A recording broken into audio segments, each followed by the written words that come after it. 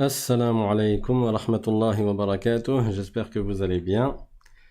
Désolé pour les quelques minutes de retard.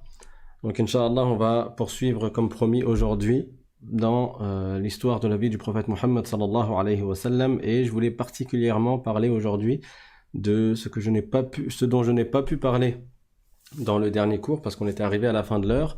Et il s'agissait d'un homme qui fait partie des compagnons du prophète alayhi salatu wassalam et qui fait partie de la famille du prophète alayhi salatu wassalam et qui était né dans la période de l'embargo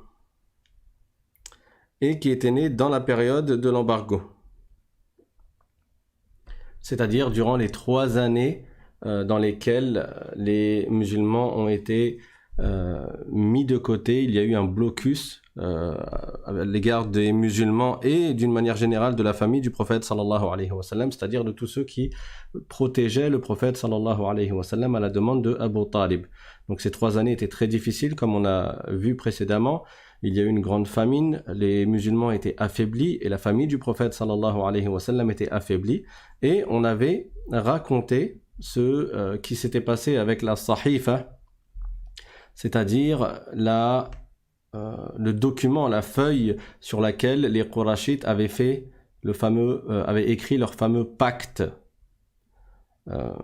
Et donc les termites avaient déchiré, avaient mangé une partie de cette feuille, et suite à cela, les musulmans sont sortis du Shi'b, entre les deux vallées, entre les deux montagnes, et ce après 3 ans d'embargo. Dans cette 3e année d'embargo est né le cousin du prophète sallallahu alayhi wa sallam qui s'appelle Abdullah ibn Abbas, et on va en parler Inch'Allah parce que c'était un érudit, un grand savant, et c'est quelqu'un qui a beaucoup apporté à la communauté.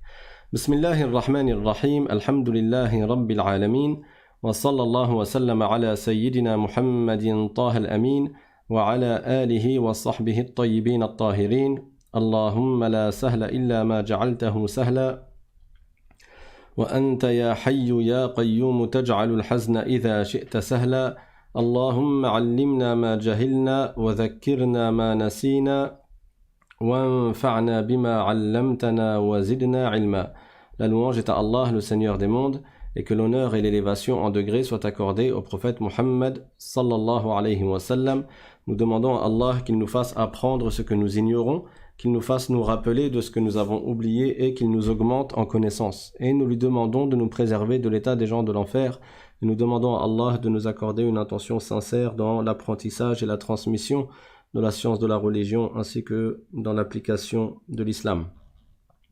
Donc, le cousin du prophète, Abdullah ibn Abbas radiyallahu anhu, qui était donc le fils de Al-Abbas, qui est l'oncle du messager d'Allah sallallahu alayhi wa sallam, est né, comme j'ai dit, dans la 3e année environ parmi ces 3 années d'embargo, de blocus, ces 3 années de famine. Et la mère de Abdullah ibn Abbas, elle s'appelait Ummul Fadl, ou plutôt son surnom, sa kunya, c'était Ummul Fadl, parce que ça veut dire la mère de Al-Fadl, et le plus grand de ses enfants s'appelait Al-Fadl. Et c'est connu chez les Arabes qu'on va surnommer un homme par le nom de son fils en disant qu'il est le père de un tel, ou une femme, on va dire c'est la mère de un tel. Et c'est ce qu'on appelle une kunya, un surnom qui commence par Abu, donc le père de, ou bien Ummu, c'est-à-dire la mère de. Et cette kunya en réalité a une portée plus large, au sens où même si quelqu'un n'a pas un enfant, ou n'a même pas d'enfant du tout, on peut lui donner une kunya en l'appelant Abu un tel, ou Abu une telle, ou Ummu un tel, ou Ummu une telle. Et parfois, ce n'est même pas un prénom qui est cité après le terme Abu, ou bien après le terme Ummu, qui veut dire père ou mère, mais c'est une chose, par exemple une vertu, ou quelque chose de bien, ou un objet, etc. Par exemple, le prophète sallallahu alayhi wa sallam a surnommé son cousin Ali ibn Abi Talib radiyallahu anhu, il l'avait surnommé Abu Turab.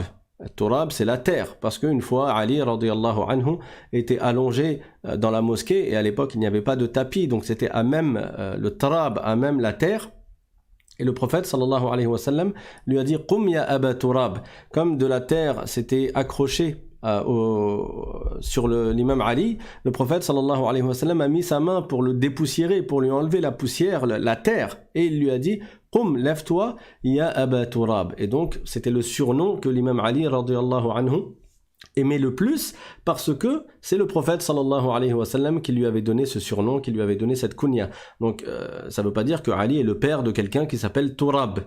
Il y a des kunyas comme Abul Khair par exemple ou autre que cela. On peut même donner une kunya à un enfant alors que cet enfant il n'a pas encore lui-même il n'a pas d'enfant, etc. Donc la mère de Abdullah ibn Abbas, elle est surnommée Umm al-Fadl parce que le grand frère de Abdullah ibn Abbas s'appelait Al-Fadl. Et elle en réalité son prénom c'était Lubaba. C'est un prénom qui s'est perdu à notre époque mais c'était un prénom qui était donné et qui se donne encore à notre époque dans le monde musulman. Lubaba, c'était la mère de Abdullah ibn Abbas, Lubaba bint al-Harith al-Hilaliya. Et Abdullah ibn Abbas, donc il était jeune durant la vie du prophète sallallahu alayhi wa sallam, puisqu'il est né à peu près 3 ans avant l'hégire. Le prophète sallallahu alayhi wa sallam est resté 13 ans à la Mecque à partir du moment où il a commencé à appeler à l'islam. Et le blocus a duré, l'embargo a duré à peu près de la 7e année à la 10e année. Et c'est dans la 10e année qu'est né Abdullah ibn Abbas. Donc il s'est écoulé à partir de là 3 ans et le prophète était encore à la Mecque. Puis il y a eu l'émigration et le prophète sallallahu alayhi wa sallam a vécu 10 ans à Médine. Après quoi il est décédé alayhi salatu wa sallam à l'âge de 63 ans.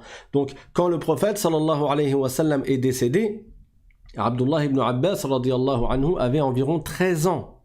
Il était jeune quand il a connu son cousin, quand il a connu le prophète Muhammad sallallahu alayhi wa sallam. Et quand le prophète alayhi salatu wa sallam est décédé, Abdullah ibn Abbas était toujours jeune. Quand le prophète sallallahu alayhi wa sallam est décédé, Abdullah ibn Abbas, il avait un peu plus de 13 ans. Il a vu un homme des Ansar, donc des partisans de les musulmans de Médine, et il lui a dit « Viens, maintenant que le prophète sallallahu alayhi wa sallam est décédé, viens, on va prendre la science des compagnons du prophète. On va récupérer le plus de hadiths du prophète sallallahu alayhi wa sallam possible. On va apprendre l'islam auprès des compagnons du prophète sallallahu alayhi wa sallam. Et donc, on va tourner entre les différents compagnons, tous ceux qui ont vécu avec le prophète alayhi salatu wa sallam, qui ont appris du prophète sallallahu alayhi wa sallam, et on va apprendre d'eux toute la science que le prophète sallallahu alayhi wa sallam a transmise. Et l'autre parmi les Ansar, il lui a dit « Mais pourquoi tu veux faire tout cet effort-là? T'as cru que plus tard quelqu'un aura besoin de toi? Tu veux récupérer toute cette science dans l'espoir que les gens après, ils fassent appel à toi et tu penses qu'ils auront besoin de toi ?» Le Ansari, il se disait « Mais il y a tellement de compagnons, il y a tellement de gens qui ont appris du prophète qu'il n'y a pas besoin de nous, quoi. » Il y a les autres qui sont déjà là, qui ont déjà beaucoup de science. Donc Abdullah ibn Abbas, il est parti tout seul. Il était jeune, adolescent, et il est parti apprendre le hadith. Il allait voir les grands compagnons du prophète sallallahu alayhi wa sallam, et il se mettait devant leur porte. Par respect et pour ne pas déranger, il ne frappait même pas à la porte. Il attendait, il mettait son lida, son vêtement par terre, il s'asseyait dessus. Son lida, c'est plutôt comme un châle, il s'asseyait dessus et il attendait. Même s'il y avait du vent, le vent il soufflait, ça transportait la poussière, la terre jusqu'à son visage, il patientait. Regardez les efforts qu'il fournissait et l'humilité qu'il avait pour apprendre la science de l'islam. Donc, quand le compagnon en question, il sortait de chez lui, il se retrouvait nez à nez avec ce jeune, cet adolescent qui était Abdullah ibn Abbas radiyallahu anhu. Et qu'est-ce qu'il lui disait? Il lui disait, mais pourquoi t'es venu jusqu'ici, ô le cousin du messager d'Allah, ô toi, le cousin du messager d'Allah? Pourquoi t'es venu jusqu'à moi? Pourquoi tu n'envoies pas quelqu'un me prévenir et moi je viens jusqu'à toi?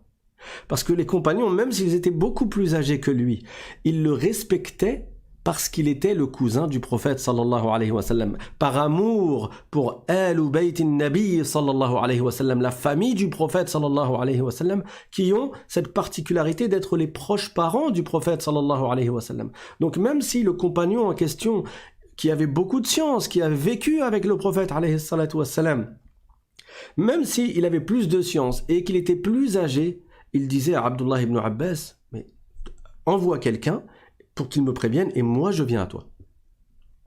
Et donc ils avaient ce grand respect pour la famille du prophète sallallahu alayhi wa sallam, grand respect que nous les musulmans nous devons d'avoir. Nous avons un respect pour la famille du prophète sallallahu alayhi wa sallam, Ahlu bayti rasulillahi alayhi salatu wa sallam. Alors, Abdullah ibn Abbas, il répondait à ses compagnons, Al-ilmu yu'ta wa la ya'ti. C'est-à-dire la science, on va jusqu'à elle et on n'attend pas qu'elle vienne jusqu'à nous. La science, c'est quelque chose qui a énormément de valeur. Le prophète sallallahu alayhi wa sallam a dit dans un hadith, Talabul ilmi faridatun ala kulli muslim, c'est-à-dire quérir, aller chercher la science de la religion, c'est un devoir pour chaque musulman.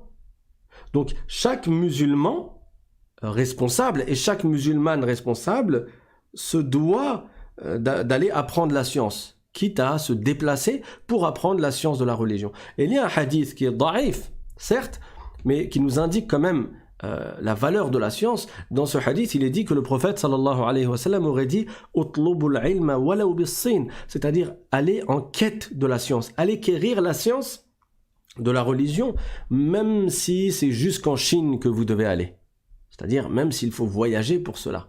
Et c'est ainsi qu'étaient les compagnons, ils se déplaçaient pour la science. Et Abdullah ibn Abbas radiyallahu anhu, il répondait donc Al-ilmu yu'ta wa la ya'ti.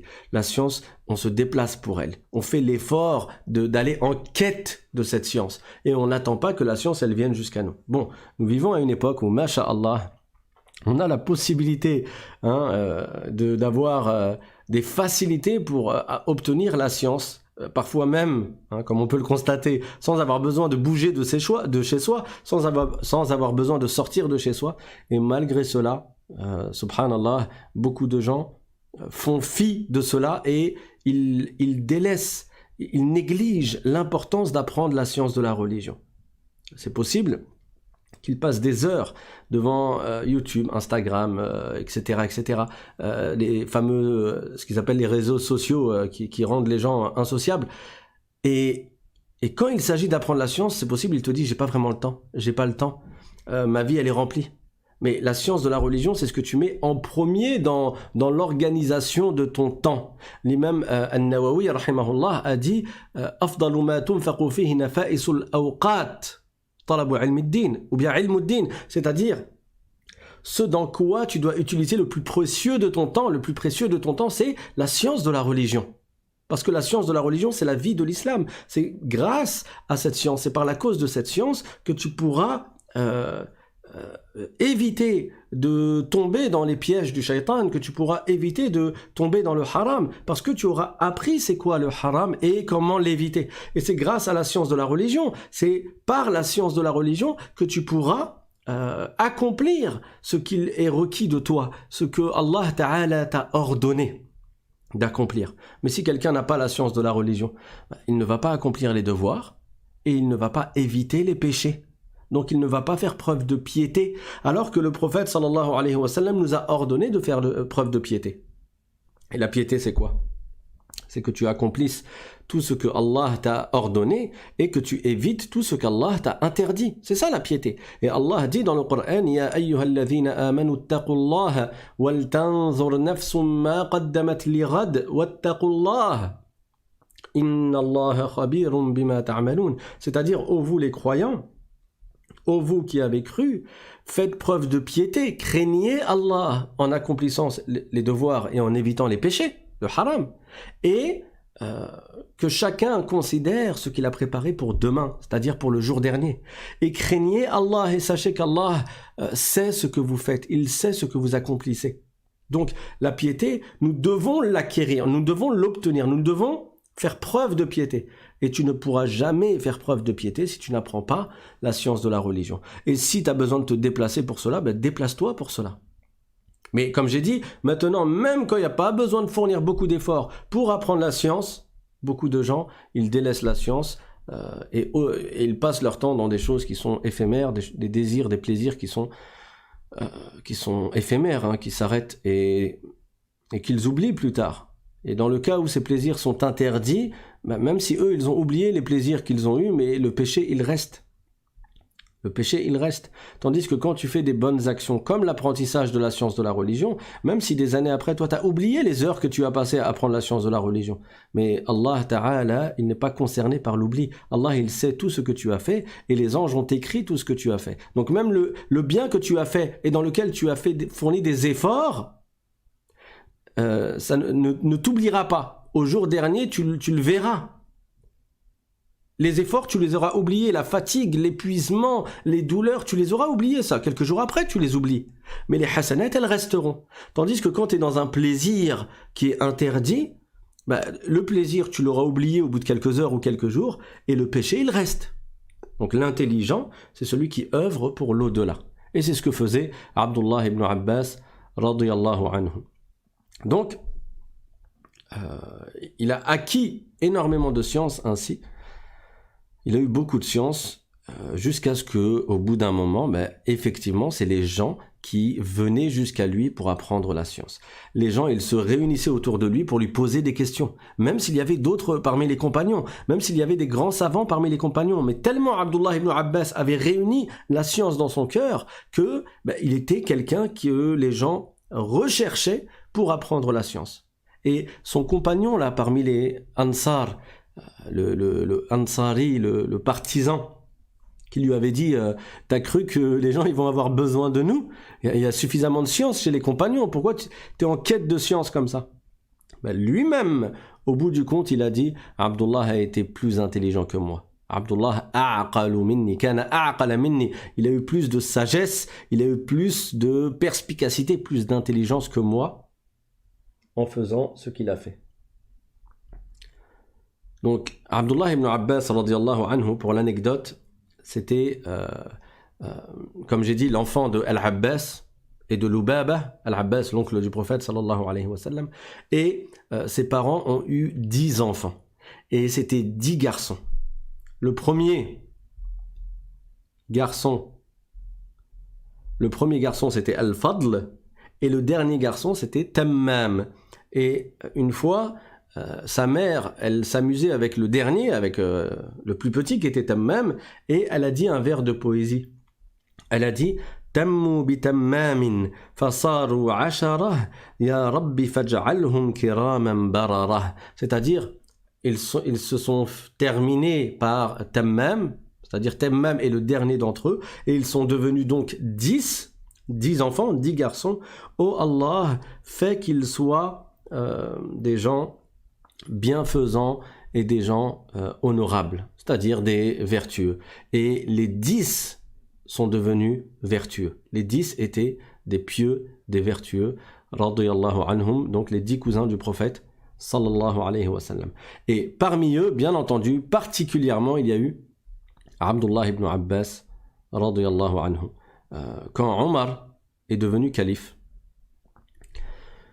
il avait des assemblées pour le Mashura, pour la Shura, dans lesquelles il consultait les grands compagnons du prophète sallallahu alayhi wa sallam, ceux qui avaient fait Badr, la bataille de Badr, donc vraiment parmi les premiers, parmi les meilleurs des compagnons, ils étaient dans son assemblée, dans laquelle il les consultait pour les grandes décisions, parce que Omar c'était lui le chef des musulmans, c'était lui l'émir des croyants.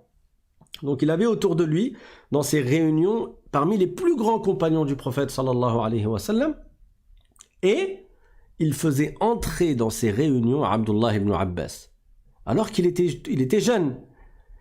C'était comme un enfant des compagnons, puisque son père Al-Abbas était un compagnon du prophète alayhi salatu wassalam. Alors les autres compagnons, ils ont dit à Omar, pourquoi tu fais rentrer Abdullah ibn Abbas et nous, on ne fait pas entrer nos enfants? Parce que nous aussi, on a des enfants de son âge. Pourquoi lui, il rentre dans ces assemblées particulières de shura, de consultation, et nos enfants à nous n'entrent pas? Alors Omar ibn al-Khattab, radiyallahu anhu, il a dit ذاك فتى الكهول له لسان سؤول وقلب عقول. Donc il a fait l'éloge de Abdullah ibn Abbas radiyallahu anhu. Il a dit que c'était un jeune qui était comme éveillé, qui pose des bonnes questions et qui a l'esprit qui est vif, il est intelligent. Et Omar, à ce moment-là, il leur a posé une question sur l'explication d'une sourate, une courte sourate du Coran. إذا جاء نصر الله والفتح ورأيت الناس يدخلون في دين الله أفواجا, etc. Donc cette sourate, elle est courte, elle fait partie des dernières sourates qui ont été révélées. Et Omar a demandé à ses grands compagnons ce qu'ils avaient appris au sujet de cette sourate, ce qu'ils savaient de cette sourate. Et chacun a donné son explication et ce qu'il avait reçu et ce qu'il avait compris de cette sourate. Ensuite, Omar, il a demandé à Abdullah ibn Abbas, qui était le plus jeune, c'était vraiment un jeune. Et Abdullah ibn Abbas, il a donné une réponse qui était différente de tout ce que les autres avaient dit. Et Omar ibn al-Khattab, radiyallahu anhu, il a dit « Wallahi la a'rifu min ma'naha illa kama qal » C'est-à-dire, je jure par Allah, je ne sais de la signification de cette sourate que ce que Abdullah ibn Abbas a dit. Ça veut dire qu'il avait énormément de science malgré son jeune âge. Et un jour, Zayd ibn Thabit, qui était un grand compagnon du prophète sallallahu alayhi wa sallam, on en a déjà parlé de Zayd ibn Thabit, il est monté sur une monture et Abdullah, il a tenu l'étrier. Vous savez, là où on met le pied quand tu montes à cheval, tu poses tes pieds dans un étrier. Et Abdullah, il lui a tenu l'étrier pour qu'il puisse mettre son pied. Alors Zayd lui a dit « La taf'al ya ibn ammi rasulillah » Il lui a dit « Ne fais pas cela, ô toi le cousin du messager d'Allah » C'est-à-dire nous devons de t'honorer et d'être humble à ton égard, étant donné que tu fais quand même partie de la famille du prophète sallallahu alayhi wa sallam. Donc s'il te plaît, ne fais pas comme si tu étais mon serviteur à me tenir l'étrier pour que je puisse y mettre mon pied. Et Abdullah, qu'est-ce qu'il a répondu? Il a dit c'est-à-dire, c'est ainsi qu'il nous a été ordonné de faire pour nos savants. C'est comme ça que l'on se doit d'agir envers nos savants. C'est comme ça qu'on a appris. Les savants, on les respecte. Les savants, on fait preuve d'humilité envers eux et les savants, on est à leur service. Parce que c'est eux qui portent la science de l'islam, qui portent la science du messager d'Allah sallallahu alayhi wa sallam. Et donc c'est ainsi qu'on doit agir envers les savants. Alors Zayd ibn Thabit, il est descendu de sa monture. Il a embrassé la main de Abdullah ibn Abbas, qui était plus jeune que lui, beaucoup plus jeune. Et il a dit c'est-à-dire, et c'est ainsi qu'il nous a été ordonné d'agir envers la famille de notre prophète sallallahu alayhi wa sallam. Et c'est comme ça qu'étaient les compagnons. Les compagnons, ils étaient humbles et ils étaient modestes. Chacun, il voyait un mérite en l'autre. Chacun avait un respect pour l'autre et il considérait que l'autre avait un mérite particulier et qu'il méritait donc le respect et qu'on soit pour lui un soutien et une aide. Chacun, il reconnaissait le mérite de l'autre. Ils n'étaient pas là à s'écraser les uns les autres. Ils ne couraient pas après la gloire, après l'ostentation, le m'as-tu vu, je suis plus fort que toi, moi j'ai plus de science que toi. C'est moi qui, c'est moi je. Ils n'étaient pas comme ça, au contraire. Ils avaient une très grande modestie et ce qu'ils recherchaient, c'était l'agrément d'Allah. Et on voit là comment agissait Abdullah ibn Abbas envers Zayd ibn Thabit et comment agissait Zayd ibn Thabit avec Abdullah ibn Abbas. Radiyallahu anhuma. Et donc, après avoir acquis toute cette science, Abdullah ibn Abbas, radiyallahu anhu, c'est les gens qui venaient à lui pour l'interroger, pour lui demander des fatwas. Et les gens, ils rentraient chez lui. Abdullah ibn Abbas, il leur enseignait la religion, il leur donnait des fatwas, il répondait à leurs questions. Et son frère, Ubaydullah ibn Abbas, il leur donnait à manger. Et c'est ainsi qu'étaient les compagnons du prophète sallallahu alayhi wa sallam. Et c'est cela ce qu'enseigne l'islam. Donc non seulement il les aidait par la science, en leur apprenant ce qu'ils avaient besoin, mais en plus il était généreux et il leur donnait à manger. C'est son frère qui s'occupait de la nourriture et lui il s'occupait de la science. Et tellement il a acquis de science qu'il a été surnommé Tarjumanul Qur'an. Tarjumanul Qur'an, c'est-à-dire l'exégète par excellence du Qur'an. Celui qui, parmi les compagnons, avait la plus grande maîtrise des significations des versets du Coran. Et pourtant, comme j'ai dit tout à l'heure, il avait 13 ans quand le prophète sallallahu alayhi wa sallam est décédé. Donc il ne fait pas partie de ceux qui ont le plus appris directement du prophète sallallahu alayhi wa sallam. Mais en recherchant la science auprès des compagnons du prophète sallallahu alayhi wa sallam, il a augmenté en science au point de dépasser d'autres compagnons qui avaient passé plus de temps avec le prophète alayhi salatu wa sallam. Et c'est pour ça que Aïcha, radiyallahu anha, al Mu'minin, la femme du prophète sallallahu alayhi wa sallam, Aïcha, la fille de Abu Bakr, radiyallahu anhuma, elle disait que celui parmi les compagnons qui avait le plus de science concernant le pèlerinage, le chapitre du Hajj, c'était Abdullah ibn Abbas. Et il y a un des tabi'in. Les tabi'in, ce sont les successeurs du prophète, les successeurs des compagnons du prophète alayhi salatu wassalam. Donc le prophète, il a enseigné l'islam à ses compagnons, hein, les musulmans qui ont rencontré le prophète alayhi salatu wassalam alors qu'ils étaient musulmans. C'est ceux qu'on appelle les compagnons.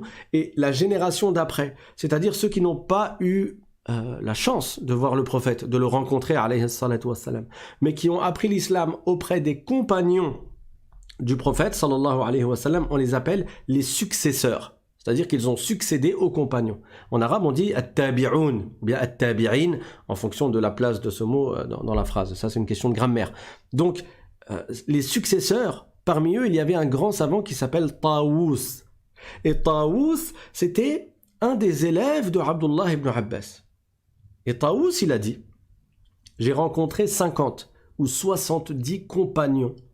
Et quand ils étaient interrogés sur un sujet, si leur réponse, elle était contraire, elle contredisait la réponse de Abdullah ibn Abbas, alors ils en discutaient. Ils restaient à en discuter avec lui pour trouver le vrai du faux. Et ils restaient à discuter avec lui jusqu'à ce qu'à la fin, ils disent « Sadaqta ». Il a dit 50 ou 70 compagnons. Quand je les ai vus débattre avec Abdullah ibn Abbas sur un sujet où ils n'étaient pas d'accord, ils finissaient en disant « C'est toi qui as raison ». Il terminait en disant « Je suis d'accord avec toi ». Donc il reconnaissait que c'est Abdullah qui avait vu plus juste que eux. Et tellement il avait de science que dans un pèlerinage, il s'est mis à donner des cours pendant une période de Hajj. Et il y avait beaucoup de monde autour de lui. Et lui, il récitait le Coran et il expliquait, c'était l'exégète par excellence du Coran, donc il expliquait les significations des versets. C'est ça l'exégèse. Pourquoi c'est devenu l'exégète du Coran, d'ailleurs, entre parenthèses? Parce qu'une fois, alors qu'il était jeune, il a fait quelque chose pour le prophète, sallallahu alayhi wa sallam. Le prophète, il s'est réveillé en pleine nuit, et Abdullah ibn Abbas était avec lui. Alors il lui a ramené de l'eau pour que le prophète sallallahu alayhi wa sallam fasse ses ablutions. Et là le prophète alayhi salatu wa sallam, il l'a pris dans ses bras et il a dit Allahumma allimhu al-hikmata wa ta'wil al-kitab. C'est-à-dire oh Allah, accorde-lui al-hikma. Al-hikma, c'est la sunna du prophète sallallahu alayhi wa sallam, la science des hadiths du prophète alayhi salatu wa sallam, ce que le prophète a enseigné. Wa ta'wil al-kitab, c'est-à-dire l'explication des versets du Coran, l'interprétation du livre. Parce que le livre est composé de deux genres, deux sortes de versets du Coran. Il y a les versets du Coran qu'on appelle explicites, al-ayatul muhkamah, et il y a les versets du Coran qu'on appelle non explicites, al-ayat al-mutashabihah. Et les versets qui ne sont pas explicites, c'est-à-dire qui, du point de vue de la langue, ils peuvent admettre plusieurs sens. Du coup, comment tu fais pour savoir quel est le sens qui est visé par ce verset? Comment savoir le sens de ce verset, étant donné que, si on prend en compte juste la langue arabe, il peut y avoir plusieurs sens dans ce verset. Donc, les savants qui ont atteint un certain niveau dans la science, ils sont capables de déterminer, de dire c'est quoi le sens qui est visé par ce verset. Quels sont les sens à rejeter? Quels sont les sens à garder? Quels sont les sens à garder? Et ils utilisent pour cela, donc pour expliquer, pour interpréter les ayat mutashabiha, les versets non explicites, ils utilisent les versets explicites, c'est-à-dire ceux qui, du point de vue de la langue, n'admettent qu'un seul sens. Comme le verset par exemple, Qul huwa Allahu ahad, ou bien Walam yakul lahu kufuwan ahad, donc qui indique qu'Allah Ta'ala est unique ou qu'Allah Ta'ala ne ressemble pas à ses créatures, etc., etc. Donc, le prophète sallallahu alayhi wa sallam, il a invoqué Allah en faveur de Abdullah ibn Abbas pour qu'Allah lui accorde l'interprétation du livre. Et le dua du prophète sallallahu alayhi wa sallam a été exaucé. Et c'est pour ça que Abdullah ibn Abbas est devenu si fort dans la compréhension du Coran et dans l'explication du Coran. Et il a sorti des élèves qui sont devenus des grands savants, comme Mujahid, par exemple, qui est l'élève de Abdullah ibn Abbas radiyallahu anhu. On comprend à partir de là que c'est infondé de dire ce que disent les mushabbiha quand ils prétendent qu'il ne serait pas permis d'interpréter certains versets du Coran, c'est-à-dire de leur donner une signification autre que le sens apparent.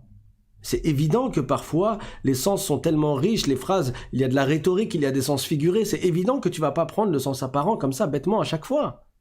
Mais certains te disent que si tu rejettes le sens apparent et que tu lui donnes une explication qui en fait elle correspond au contexte de ce verset et qui est du coup correct, chez eux ils considèrent que ça c'est du ta'til, ça revient à rejeter le Coran et à être dans le négationnisme.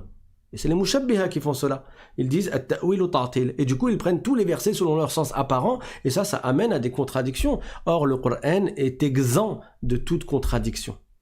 Donc ces gens disent qu'on n'a pas le droit d'interpréter le Coran. Bien sûr, de toute manière, c'est pas nous qui l'interprétons. Nous, on est qui, nous? Ce sont les savants qui les ont interprétés, les versets du Coran, quand il y a eu besoin de les interpréter. Et parmi ces savants, il y a Abdullah ibn Abbas radiyallahu anhu, qui était le plus éminent d'entre eux. Donc, les mushabbiha, ils disent, t'as pas le droit d'interpréter les versets du Coran, tu dois tout prendre selon le sens apparent, et c'est ces mêmes gens qui te disent que Dieu il a une main, Dieu il a un pied, Dieu il rigole, Dieu il a un visage, Dieu il est en haut, Dieu il est en bas, non, il descend, il monte, Dieu ceci, Dieu... Ils attribuent à Allah les attributs des corps, en te disant que c'est écrit dans le Coran, mais en fait ils se basent sur le sens apparent, parce que les versets non explicites, ils en prennent que le sens apparent. Mais ça marche pas. Pour vous donner un ordre d'idée ou pour comprendre facilement, c'est comme si en français, quelqu'un il te dit prends la porte pour te dire sors de là, en fait toi tu prends la porte, tu dis tu m'as dit de prendre la porte. C'est vraiment ce niveau-là de compréhension de la langue. Tu peux pas prendre le texte qui est le plus riche et le plus éloquent et ne prendre que les sens apparents alors qu'il a une très grande richesse et que parfois le sens réel du verset n'est pas le sens qui vient communément à l'esprit. Alors comment on fait nous pour savoir? On s'en remet justement aux savants comme Abdullah ibn Abbas, comme son élève Mujahid radiyallahu anhuma, qui ont vraiment expliqué à la communauté ces versets du Coran. Donc où en étais-je après cette digression? Parenthèse quoi. Oui, donc Abdullah ibn Abbas, il était dans le pèlerinage, voilà, je disais, et il y avait énormément de monde autour de lui. C'était un très grand savant. Il était surnommé Habrul Ummah. Imaginez-vous que les grands savants l'appellent Habrul Ummah. Habrul Ummah, c'est une expression qui indique son grand degré, l'éminence de sa science comparée à la science des autres. Donc il faisait partie des compagnons qui avaient le plus de science. Et quand, au pèlerinage, il récitait le Coran, il expliquait les versets du Coran, certains qui étaient présents, ils ont dit, si les Perses et les Romains, ils l'avaient entendu expliquer, ils se convertiraient. Tellement il avait de la science, tellement il était fort en argumentation, tellement ce qu'il disait était convaincant que beaucoup de gens, s'ils l'entendaient, ils se convertiraient à l'islam, ils embrasseraient l'islam. Et il avait tellement de science et tellement de pédagogie, radiyallahu anhu, que l'émir de Al-Basra, qui était une ville en Irak, Bassora, il était devenu l'émir de Al-Basra. Abdullah ibn Abbas, pendant une période, il était devenu lui-même l'émir de Al-Basra. Et pendant le mois de Ramadan, les gens, ils venaient le voir pour étudier la science. À la fin du mois de Ramadan, ses élèves devenaient des faqih. Un faqih, c'est-à-dire, ça devenait des savants en islam. En un mois, il faisait d'eux des savants. Imaginez-vous sa capacité à transmettre et à faire comprendre les notions de la religion, les sujets de la religion. En un mois, ils en sortaient, ils devenaient des faqih, ses élèves, pendant le mois de Ramadan. Et ça nous indique aussi le temps qu'il accordait pour la science de la religion. Parce que c'est pas en 3 minutes non plus que tu deviens un savant. Donc, il passait son temps pendant le mois de Ramadan à enseigner la religion. Et Aïcha radiyallahu anha, c'est pareil. Elle, c'est la plus savante de la communauté du prophète sallallahu alayhi wa sallam. Et quand elle enseignait l'islam, en un mois, ses élèves devenaient des savants pendant le mois de Ramadan. Et Abdullah radiyallahu anhu, alors qu'est-ce que je pourrais dire de plus sur lui? Il a rapporté plus de 1600 hadiths. Il a rapporté plus de 1600 hadiths, ce qui est énorme. Donc parmi les compagnons, il fait partie de ceux qui ont rapporté beaucoup de hadiths. Et d'ailleurs, il y en a un, je crois que j'en ai parlé dans la playlist Les Jardins des Vertueux. Mais c'est un hadith qu'il est bon de rappeler. C'est Abdullah lui-même qui le rapporte du prophète sallallahu alayhi wa sallam. Donc là, sa chaîne de transmission, elle est directe. Il a directement entendu le prophète sallallahu alayhi wa sallam et c'est lui qui raconte. Il a dit كنت خلف النبي صلى الله عليه وسلم يوما. Donc j'étais derrière le prophète sallallahu alayhi wa sallam un jour. Donc il était derrière lui sur une monture. فقال يا غلام. Et là le prophète sallallahu alayhi wa sallam il m'a interpellé, il m'a parlé, il m'a dit oh Ghulam, c'est pour indiquer jeune enfant ou bien jeune quoi, c'est pour dire qu'il était jeune. Inni u'allimuka kalimat. Le prophète sallallahu alayhi wa sallam, la meilleure des créatures, il dit à son cousin Abdullah, il lui dit je vais t'apprendre des mots, des paroles. Donc c'est que le prophète, il avait conscience que Abdullah était apte à recevoir et apte à comprendre ces notions-là parce qu'il était quand même éveillé comme enfant. Le prophète sallallahu alayhi wa sallam lui a dit Inni u'allimuka kalimat. Je vais t'apprendre des mots, des paroles. Ihfadhillaha yahfadhka.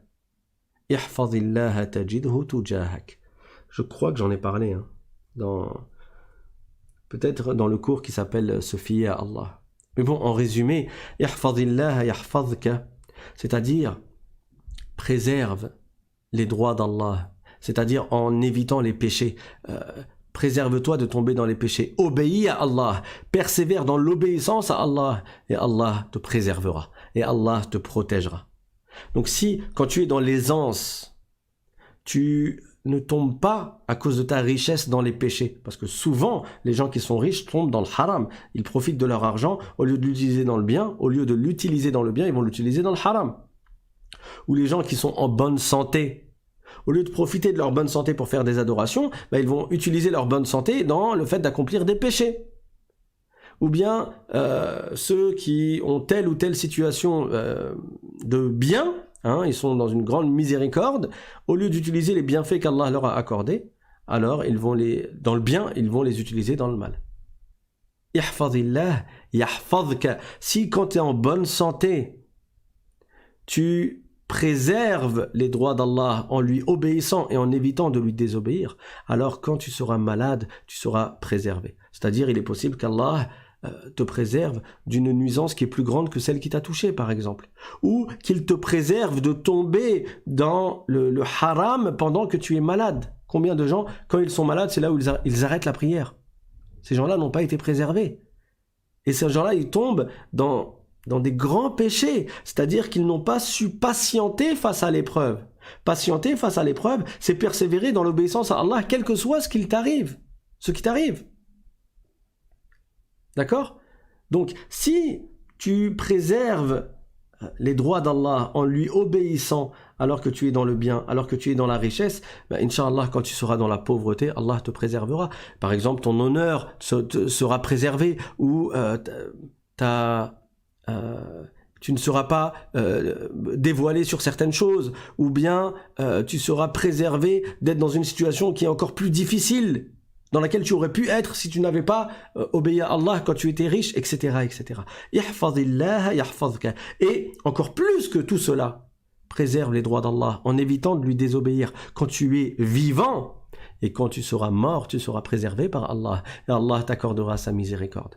Yahfadhillaha yahfadhka. Yahfadhillah tajidhu tujahaka. Et cette phrase, bien sûr, est à prendre au sens figuré. Préserve encore une fois les droits d'Allah, obéis à Allah, et tu trouveras la miséricorde d'Allah devant toi. Ça ne veut pas dire que tu trouveras Dieu en face de toi, devant toi, bien sûr. Tajidhu tujahaka, c'est-à-dire quand tu auras besoin. Quand tu auras besoin, tu auras, Inch'Allah, l'exaucement de tes doigts, l'exaucement de tes invocations, et la miséricorde d'Allah descendra sur toi. Et ensuite, le prophète sallallahu alayhi wa sallam lui a dit, à Abdullah ibn Abbas, il lui a dit, إِذَا سَأَلْتَ فَاسْأَلِ وَإِذَا اسْتَعَنْتَ فَاسْتَعِنْ بِاللَّهِ. C'est-à-dire, si tu demande à Allah. Et si tu recherches le secours, d'autrui, si tu recherches l'aide d'autrui, mais recherche l'aide d'Allah. Et ça, c'est un grand enseignement en islam. Ça ne veut pas dire, bien sûr, que tu n'as pas le droit de demander de l'aide à quelqu'un, ou que tu n'as pas le droit de demander quoi que ce soit à une créature. Parce que certains, ils ont mal compris ce hadith et ils sont partis dire que si tu demandes quelque chose à une créature, alors tu as fait du shirk parce que tu dois demander à Dieu. Mais ces gens-là, ils n'ont pas compris. Tu as le droit de demander quelque chose à une créature. Si tu es une maman et tu dis à ton enfant, je te demande de faire la vaisselle, ça y est, donc tu as fait du shirk parce que tu as demandé à ton enfant de faire la vaisselle. C'est une aberration. Ou bien, je sais pas, j'ai déjà donné l'exemple, tu montes un meuble Ikea. Bon, Ikea, en fait, c'est pour ceux qui sont dans les pays qui peut-être n'ont pas Ikea, c'est quoi? Comment décrire Ikea? C'est Ikea, quoi, c'est vendeur de meubles et tout ça. Donc tu demandes à quelqu'un de t'aider à monter ce meuble parce que tu le reçois toujours en pièces détachées et après c'est à toi de le monter. Tu as demandé de l'aide à autrui là. On ne dit pas que tu as fait du shirk. Donc إذا سألت فاسأل الله, ça veut pas dire que si tu demandes à autre qu'Allah quelque chose, ça y est, t'es devenu un mushrik et un kafir.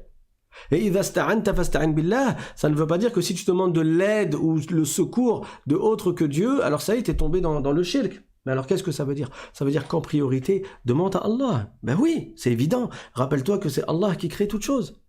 Toute chose a lieu par la volonté d'Allah. Donc à qui demander en priorité si ce n'est à Allah subhanahu wa ta'ala? Ton cœur, il faut qu'il y ait dedans spirituellement la foi en Allah qui te fait avoir une confiance totale en Allah subhanahu wa ta'ala, quoi qu'il t'arrive. Et si tu es touché par les épreuves, place ta confiance en Allah et dis-toi, de toute manière, c'était prédestiné. Et l'épreuve pour le croyant, c'est un bien pour lui. N'est-ce pas que les compagnons du prophète sallallahu alayhi wa sallam ont été éprouvés, et ils ont été éprouvés plus que nous? N'est-ce pas que les prophètes ont été éprouvés et ce sont ceux qui ont été le plus éprouvés dans la création de Dieu? Allah, le prophète sallallahu alayhi wa sallam a dit Ashaddu an-nasi bala'an al-anbiya'u thumma al-amthalu fal-amthal, c'est-à-dire les plus éprouvés des gens, ce sont les prophètes, puis ceux qui sont en dessous dans le degré, puis ceux qui sont en dessous dans le degré. Donc quand tu es dans une grande épreuve, demande à Allah, fie-toi à Allah, remets-toi-en à Allah, c'est lui le créateur. Et il crée toutes choses selon une sagesse. Et si dans ce bas monde, tu n'obtiens pas ce que tu souhaites, sache que tu auras ta récompense dans l'au-delà. Et celui pour qui Allah a réservé la récompense dans l'au-delà, c'est encore mieux pour lui. Plutôt que de lui accorder une récompense éphémère, une récompense dans ce bas monde. C'est encore mieux pour lui d'avoir la récompense dans l'au-delà. Donc, fions-nous à Allah, remettons-nous-en à Allah subhanahu wa ta'ala et ne désespérons pas de la miséricorde d'Allah et quoi qu'il nous arrive, rappelons-nous que toute chose est créée selon une sagesse. Il t'arrive une épreuve, tu perds tes proches les uns après les autres d'un seul coup, tu deviens pauvre, tu subis des injustices, tu tombes malade, les maladies elles se succèdent chez toi. Rappelle-toi que si tu as commis des péchés, les maladies, les épreuves, elles effacent, elles expient tes péchés. Allah, c'est-à-dire, Allah expie tes péchés par ses maladies, par ses épreuves. Donc c'est tant mieux pour toi. Et si tu n'as pas de péché à ton compte, tu n'as pas de péché à ta charge, tu n'as pas désobéi à Allah, eh ben ça t'élève en degrés. C'est pour ça que le prophète sallallahu alayhi wa sallam, dans un hadith, il a dit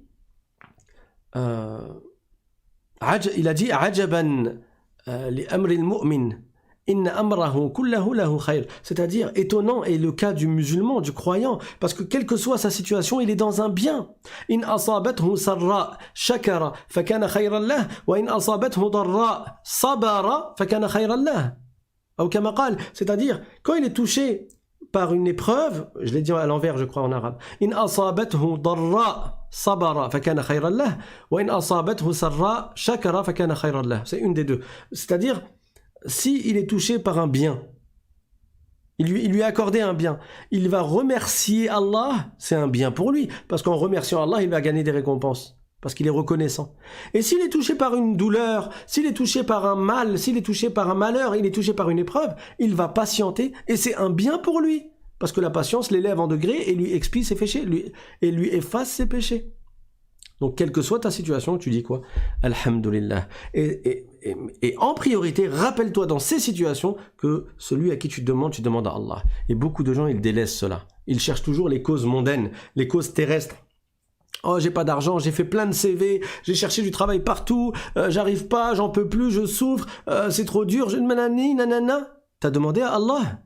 Tu t'es réveillé, tu t'es levé la nuit pour faire des prières. Est-ce que tu as fait du dhikr tous les jours? Est-ce que tu as fait ce que le prophète t'a dit de faire? Est-ce que tu t'en es remis à Allah? Est-ce que tu as délaissé les péchés si tu fais des péchés? On est là à se plaindre qu'on n'a pas ce qu'on veut, et on demande, on espère qu'Allah nous donne ce qu'on veut alors qu'on ne lui obéit pas, alors qu'on lui désobéit. Il y a les causes terrestres, oui, va chercher du travail, va chercher à épouser un homme ou une femme, hein, selon si tu es un homme ou une femme ou un homme. Mais rappelle-toi que ces causes-là, de toute manière, ce sont des créatures de Dieu. Tout est créé par Allah. Et le créateur, c'est Allah. Donc, tu t'en remets à Allah. Idha sa'alta fas'alillah. Demande à Allah. Lève-toi la nuit, pleure pour tes péchés, invoque Allah, fais des prières, fais du dhikr, fais l'istighfar, dis astaghfirullah des centaines de fois par nuit, des centaines de fois par jour. Lève-toi avant le fajr, fais la prière du fajr dans son temps, etc., etc. Et tu verras que Allah Ta'ala, Inch'Allah, il t'accorde ce que tu souhaites. Et dans cette vision des choses que tu auras, même si tu n'obtiens pas cette chose que tu souhaitais avoir, tu te diras peut-être que c'est un bien pour moi que je ne l'ai pas. Parce que Allah crée toutes choses selon une sagesse. Et c'est ça, se fier à Allah. N'est-ce pas que Allah Ta'ala dit dans le Coran j'ai oublié le verset. Subhanallah. Dans Surat al-Baqarah. Allahumma salli ala Sayyidina Muhammad wa ala alihi wa sahbihi wa sallim. Bon, ben ça me reviendra, Inch'Allah. En tout cas, il y a des choses. Nous, on les croit, on veut absolument les avoir en pensant que c'est un bien pour nous. Mais en fait, ces choses-là, ça se trouve, c'est quelque chose de mauvais pour nous. Et il y a des choses que nous, on veut absolument éviter en croyant que c'est mauvais pour nous, alors qu'en réalité, c'est un bien pour nous. N'est-ce pas? Subhanallah, j'ai le verset sur le bout de la langue, mais il ne me vient pas.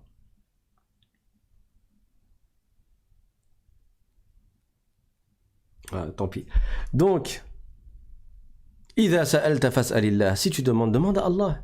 وإذا استعنت فاستعن بالله. Et si tu demandes de l'aide à Allah. Voilà ce que le prophète sallallahu alayhi wa sallam a dit à Abdullah ibn Abbas. Et après, il lui a dit وَعَلَمْ أن الأمة لو اجتمعت على أن ينفعوك بشيء لم ينفعوك إلا بشيء قد كتبه الله لك وإن اجتمعوا على أن يضروك بشيء لم يضروك إلا بشيء قد كتبه الله لك قد كتبه الله عليك قد كتبه الله عليك رفعت الأقلام وجفت الصحف. C'est-à-dire, et sache que si toute la communauté se réunissait pour t'être utile dans une chose, ils ne pourraient pas te profiter, ils ne pourraient pas te procurer ce profit ou cette utilité si Allah Ta'ala ne te l'a pas prédestiné.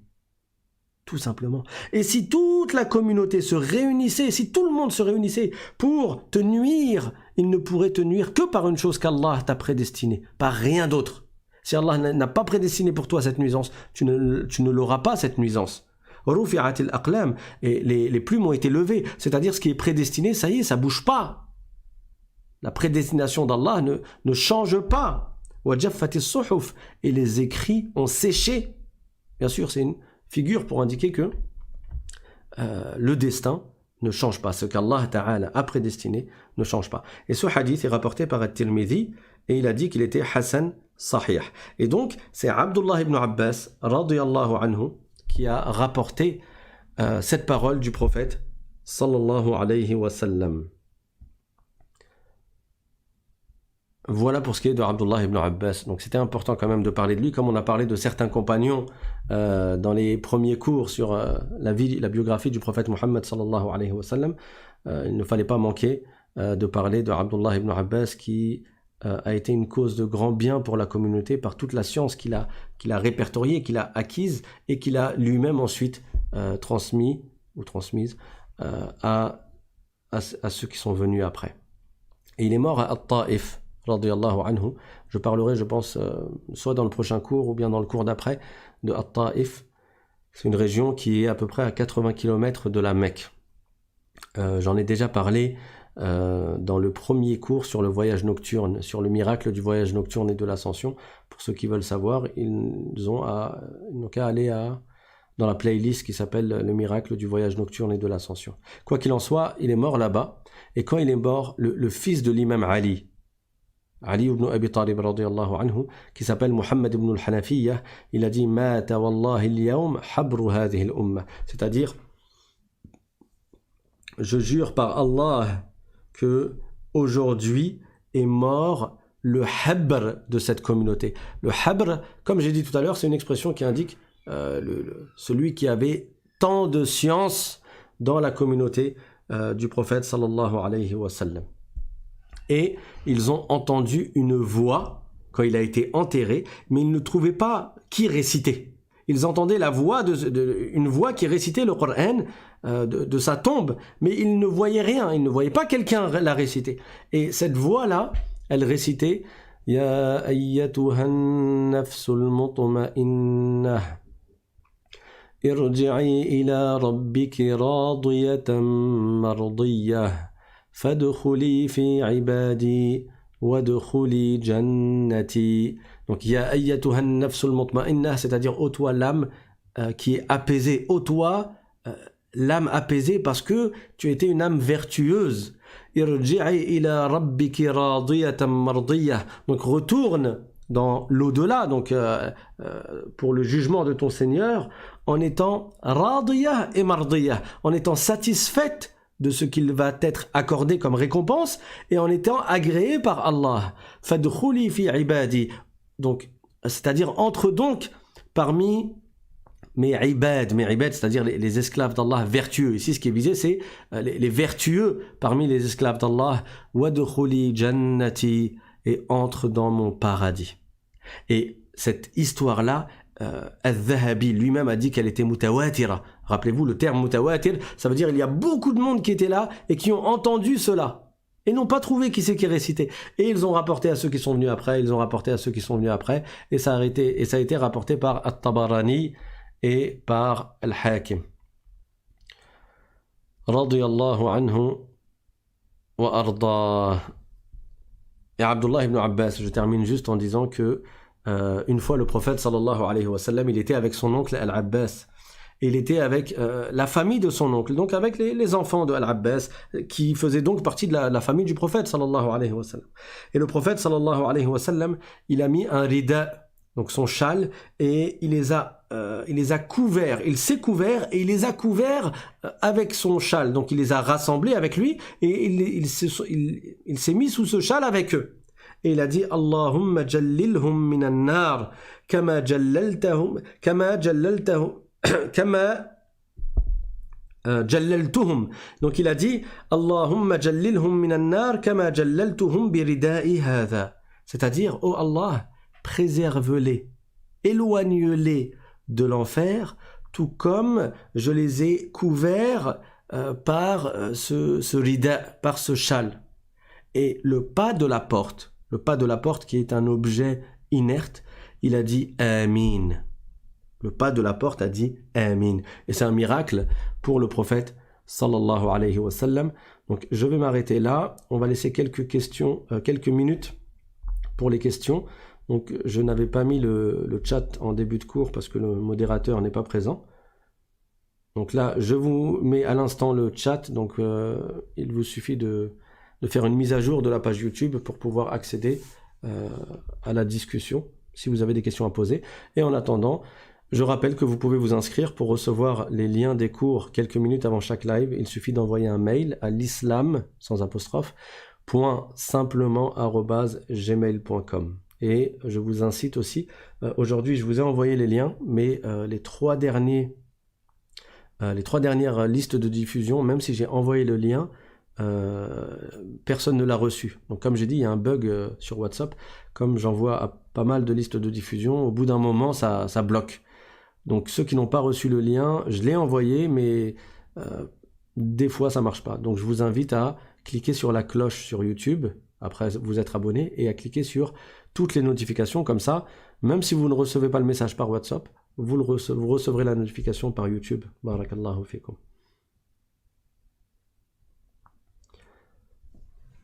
Donc je vais voir si vous avez mis des questions.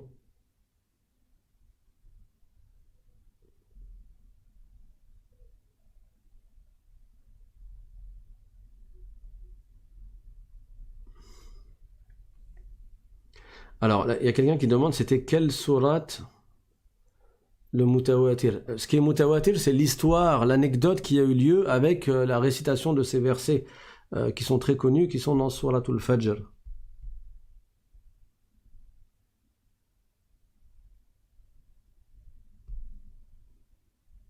Quelqu'un demande, Abdullah ibn Abbas, ce sont ces descendants qu'on appelle les Abbassites? Oui, effectivement.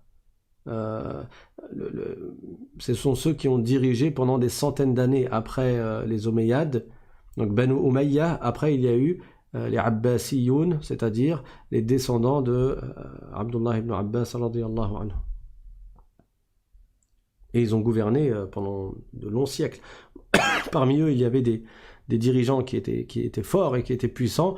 Parmi eux, il y avait des dirigeants qui étaient affaiblis à cause de la situation géopolitique de l'époque. Mais quoi qu'il en soit, ils sont restés quand même. Ils avaient gardé le titre de gouverneur et ils sont restés les califes, les dirigeants jusqu'à ce qu'arrivent les Ottomans, jusqu'au premier Ottoman qui était Salim.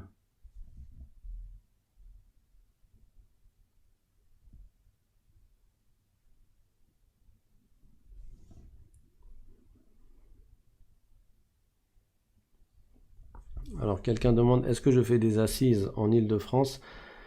Depuis le Covid, j'en fais plus vraiment. Je suis plus sur YouTube. Parfois, je fais des discours du vendredi, des prières du vendredi. Sinon, c'est des cas exceptionnels. Mais c'est surtout sur YouTube. Depuis le premier confinement.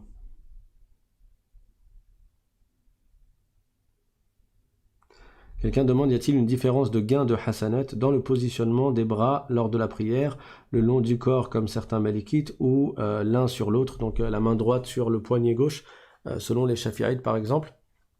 Ça, c'est une histoire de divergence entre les savants. Chez les shafi'ites, il est recommandé, donc c'est sunnah, de mettre la main droite sur la main gauche, au-dessus du nombril et en dessous de la poitrine. Qui dit recommandé dit que c'est récompensé. Et parfois, sur certains sujets du fiqh, comme celui-là, il y a divergence entre les savants. Quelqu'un demande pourquoi l'ange Jibril alayhi salam souriait-il? Tu fais référence au cours précédent. Inch'Allah, tu le sauras plus tard.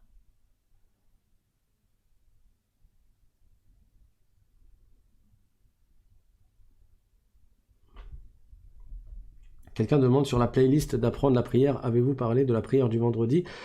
J'ai dû faire allusion à la prière du vendredi, je ne sais plus dans quel cours, mais c'est vrai que j'en ai pas fait un cours entier avec un titre qui s'intitule la prière du vendredi. Mais à la fin d'un cours, je crois que j'en ai brièvement parlé, oui. La prière du vendredi est un devoir pour les hommes, elle est obligatoire pour les hommes qui remplissent certaines conditions. Elle n'est pas obligatoire pour les femmes. Et c'est un devoir d'ordre personnel, ce n'est pas un devoir d'ordre communautaire.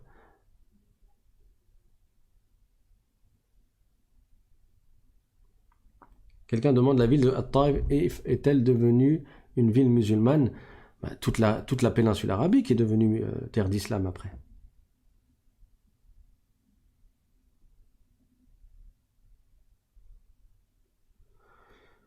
Alors quelqu'un demande, pouvez-vous nous réexpliquer le hadith de An-Nuzul? Comme j'ai déjà dit, et je vous invite à écouter les cours précédents sur la playlist La croyance musulmane, les savants ont interprété ce hadith par deux façons différentes. Certains ont dit ce qui est visé, c'est que Allah ordonne à un ange qui descend au premier ciel, au ciel de ce bas monde, et qui dit de la part d'Allah, donc que Allah Ta'ala dit, donc dans le dernier tiers de la nuit, et il dit, Allah Ta'ala dit, celui qui me demande, je lui donne, celui qui me demande pardon, je lui pardonne, celui qui m'invoque, je lui exauce. Et d'autres savants ont dit que ce qui est visé, c'est que c'est la miséricorde d'Allah qui descend au premier ciel. Voilà ce qu'ont dit les savants. Mais en aucun cas, les savants de l'islam, les vrais imams, les vrais savants, en aucun cas, ils n'ont dit que Allah descendrait lui-même comme si c'était un corps, en se déplaçant d'un endroit à un autre. Et ça, c'est évident que ça n'est pas la croyance musulmane. Parce que ça implique que Dieu dépende du temps. Parce que ça veut dire qu'il serait plus haut à un moment donné, puis plus bas à un autre moment. Et qu'en fonction du temps qui va s'écouler, il va se déplacer d'un endroit à un autre. Et Allah a créé le temps. Donc rien que ça vous permet de comprendre que ça n'est pas possible de prendre ce hadith dans son sens apparent. Et c'est pour ça que les savants comme l'imam Malik, comme l'imam Nawawi et d'autres encore, ils ont interprété ce hadith. Mais les mushabbiha, ils prennent le hadith dans le sens apparent et ils disent que Dieu il descend, il était tout en haut sur le trône et après il descend au premier ciel. Allah n'est pas concerné par tout ce qui est spatial et physique parce qu'il ne ressemble pas à ces créatures. On ne peut pas l'imaginer. Et on ne lui attribue pas les attributs des corps. Et ne vous laissez pas duper par le fait que certains sont considérés à notre époque comme étant des grands imams. Vous savez très bien, et vous le voyez à notre époque, si vous allumez la télé, que parfois on peut entendre des choses qui n'ont absolument rien à voir avec la réalité. Et des gens s'érigent en enseignant ou en spécialiste de ceci ou de cela, alors que ne touche pas une bille dans le domaine, ou en tout cas, ils s'égarent dans le domaine dans lequel ils prétendent être des références.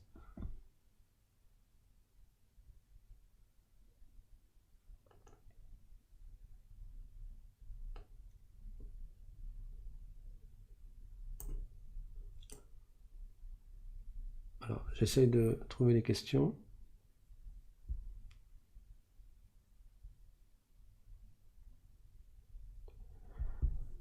Quelqu'un demande, est-il toléré de faire intervenir quelqu'un si on pense qu'un tort nous a été fait comme du sihr? Bien sûr, tu peux notamment aller voir un raqi qui est digne de confiance et qui va te réciter le Coran dessus.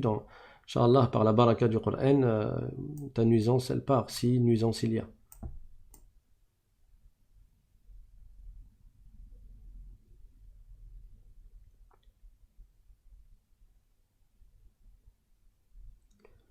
Le dua de la mère des 10 cousins du prophète sallallahu alayhi wa sallam, c'est tammu bitammamin fasaru ashara ya rabbi faj'alhum kiraman barara. Donc ils ont fini à 10 et ils ont fini par tammam et ils sont devenus 10. Oh Allah, fait qu'ils soient des kiram et des barara, donc des gens honorables, vertueux et bienfaisants.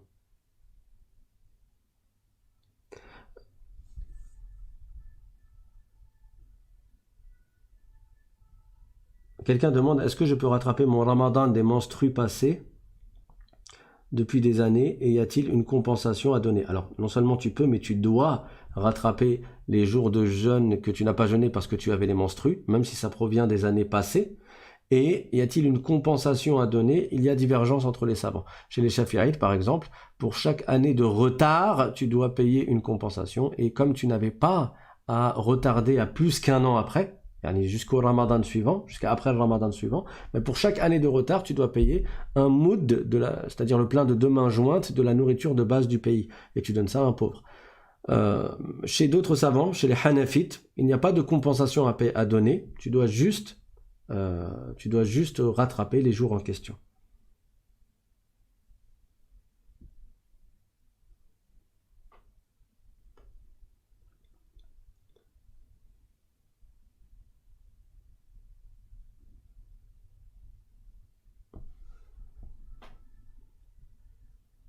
Quelqu'un demande, certains frères, au moment de la clôture de Salat, font le salam qu'une seule fois sur la droite et non 2 fois.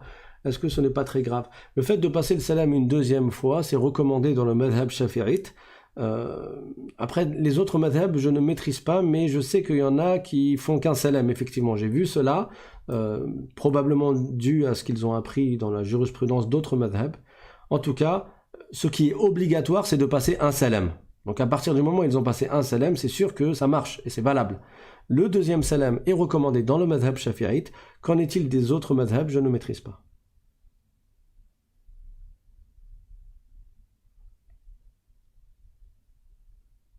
Quelqu'un demande, les derniers descendants du prophète sallallahu alayhi wa sallam, où sont-ils? Il y en a beaucoup, masha'Allah. Dans beaucoup de pays, il y a des gens qui descendent du prophète, sallallahu alayhi wa sallam, soit par son petit-fils Al-Hassan, soit par son petit-fils Al-Hussein, radiyallahu anhuma, qui sont tous deux les enfants de Ali ibn Abi Talib et de Fatima. Il y en a beaucoup. Dans certains pays, on les appelle les sharfins, donc sharif, c'est-à-dire sharif, on les appelle comme ça parce qu'ils sont descendants du prophète, alayhi salatu wa salam. Et il y a dans des pays des familles qui ont des noms de famille qui sont très connus comme étant les noms de ceux qui descendent du prophète, sallallahu alayhi wa sallam. Donc il y en a dans beaucoup de pays, des descendants du prophète, alayhi salatu wa salam.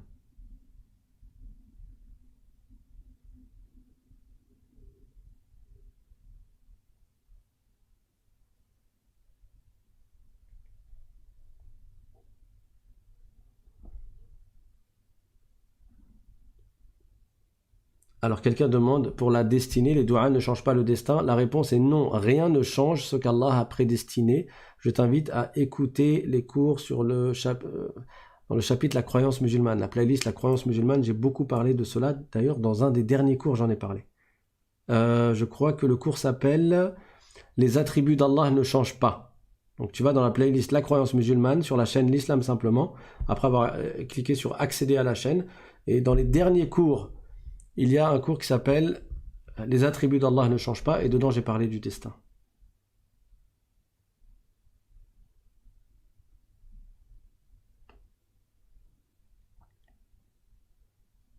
Quelqu'un demande, est-il permis de faire des doigts après les prières obligatoires? Bien sûr, bien sûr.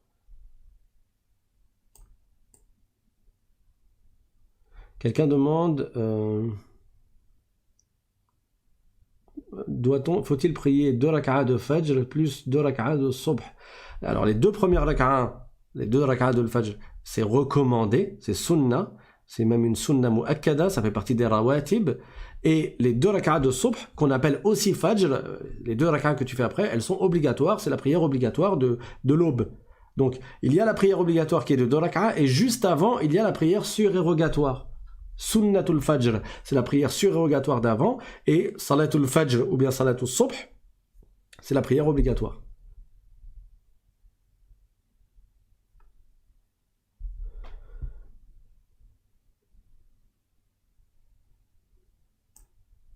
À qui appartenait la voix lors de l'enterrement de Abdullah ibn Abbas? Je ne sais pas, puisque personne n'a vu à qui elle appartenait. Est-ce qu'elle appartenait à un djinn? Est-ce qu'elle appartenait à un ange? Alors j'ai oublié de vous préciser, ou je ne vous ai pas précisé, qu'ils ont vu un volatile entrer dans son kafan, donc comme dans son linceul, là où il était, et après ils n'ont plus vu ce volatile, il a comme disparu. Et ils ne l'ont plus retrouvé.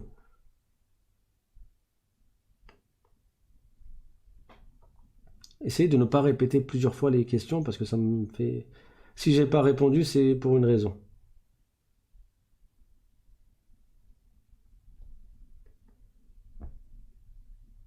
Peut-on faire des invocations en prosternation? Oui, bien sûr, c'est fortement recommandé. C'est recommandé. Le prophète sallallahu alayhi wa sallam a dit أقرب ما يكون العبد من ربه وهو ساجد فأكثر الدعاء, c'est-à-dire la personne est le plus proche de l'agrément de son Seigneur quand elle est en prosternation. Donc multipliez les invocations à ce moment-là.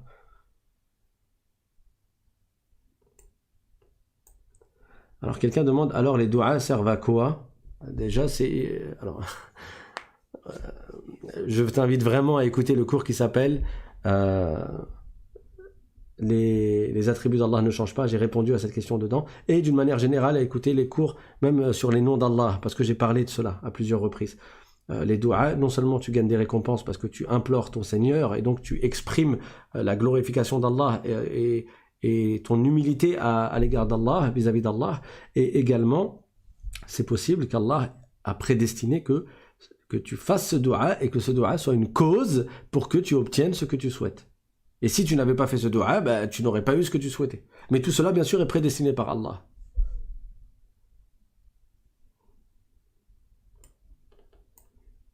Alors,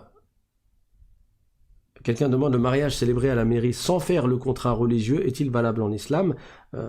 En islam, pour être marié, pour être considéré marié en islam, il faut le tuteur de la fille, il faut 2 témoins hommes musulmans, dignes de confiance, selon certains savants, le tuteur digne de confiance aussi, selon certains savants, et il y a une formule à prononcer entre le tuteur de la fille et le futur marié. Tout cela n'a pas lieu lorsqu'ils font le contrat à la mairie. Donc, ça ne vaut pas pour contrat religieux valide. Quelqu'un demande, je ne comprends pas, sur Muslim Pro, il y a 2 horaires de prière, l'une pour faire le Fajr et l'une pour Subh, laquelle est obligatoire s'il vous plaît. Le temps de la prière du Fajr est le même que le temps de la prière du Subh. C'est un même temps. Mais peut-être dans certaines applications, il y a écrit le Fajr ou bien le Subh, et après il y a écrit le Shuruq. Le Shuruq, ça veut dire c'est la fin du temps, c'est le lever du soleil.